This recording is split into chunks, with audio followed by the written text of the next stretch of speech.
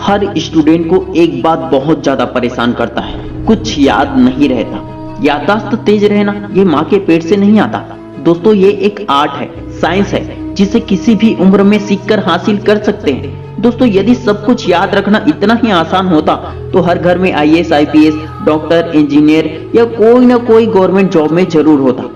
Exam नजदीक है या एग्जाम चल रहे हैं तो ऐसी स्थिति में आपकी सबसे ज्यादा मदद सिर्फ एक चीज कर सकता है और वो है आपका ब्रेन। जिस स्टूडेंट को जल्दी याद नहीं होता या फिर याद तो हो जाता है लेकिन जल्दी भूल भी जाते हैं, तो ऐसे स्टूडेंट के लिए सबसे ज्यादा जरूरी है अपने ब्रेन पावर को इंक्रीज करना, याददाश्त शक्ति को बढ़ाना। तो बिना टाइम वेस्ट किए मैं आपको ब्रेन पावर इंक्रीज करने के 6 तरीके बताने वाला हूं, जो बहुत ही सरल है, सिंपल है और जिसे मैं खुद यूज करता हूं, जिसकी मदद से आप अपने दिमाग को हाईएस्ट लेवल तक पहुंचा सकते हो। Number 1, questions. अधिकतर स्टूडेंट को जो बताया जाता है, दिखाया जाता है या पढ़ाया जाता है वो उसे ही सच मान लेते हैं और जैसा नोट्स में लिखाया जाता है वैसा ही याद कर लेते हैं, जिसमें कई सारे वर्ड्स डिफिकल्ट भी होते हैं, कई चीजें समझ से बाहर होती हैं, इसलिए उनका दिमाग ज्यादा समय तक पढ़ा हुआ याद नहीं रख पाते हैं। उन्हें जबरदस्ती रटना पड़ता है और आपका दिमाग सिर्फ वही तक सीमित रह जाता है, जबकि हम सभी का दिमाग असीमित क्षमताओं का मालिक है।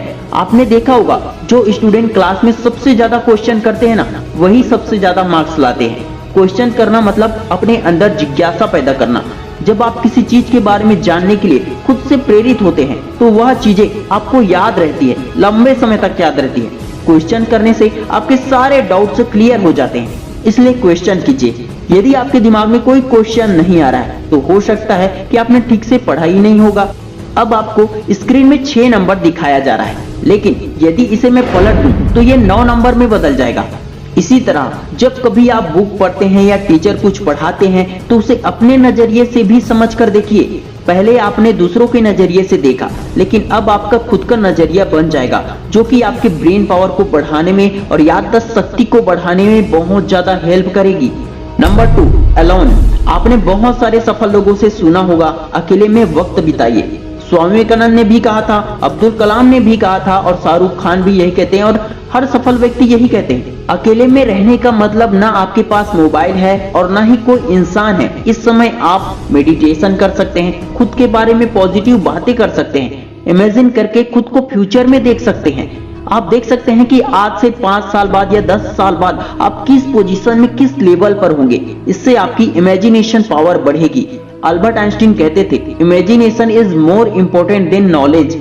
आप किसी चीज के बारे में उतना ही जान पाएंगे जितना आपका नॉलेज होगा, लेकिन कल्पना से आप वहां तक भी पहुंच पाएंगे जहां तक आप कभी भी पहुंच नहीं पाए, जहां तक आप कभी सोच ही नहीं पाए।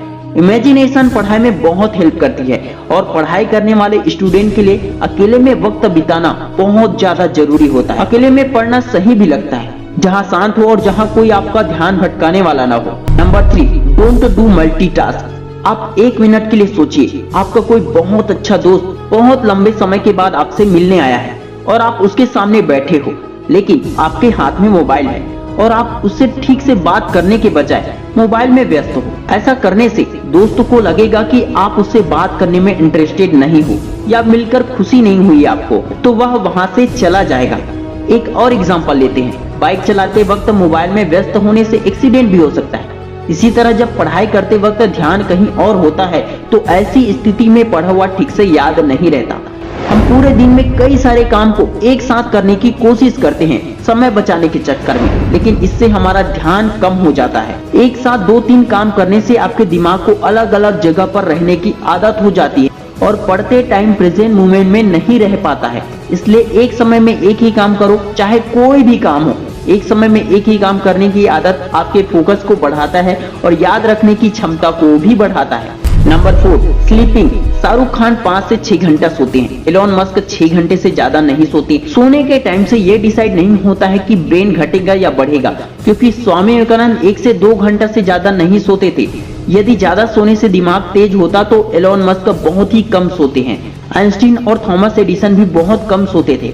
ऐसे में उनका दिमाग कम होना था, लेकिन वो तो दुनिया के सबसे बुद्धिमानों में गिने जाते थे। जितनी जरूरत हो उतना ही सोना चाहिए। वैसे तो 6 से 8 घंटे की नींद प्रत्येक इंसान के लिए काफी होता है, यदि अपने लक्ष्य को पाने के लिए नींद का त्याग करना भी पड़े तो इसमें कुछ गलत नहीं है। पढ़ते वक्त नींद ना आए इसके लिए नींद पूरा भी जरूर कर लें, जबरदस्ती बेड पर सोए ना रहें।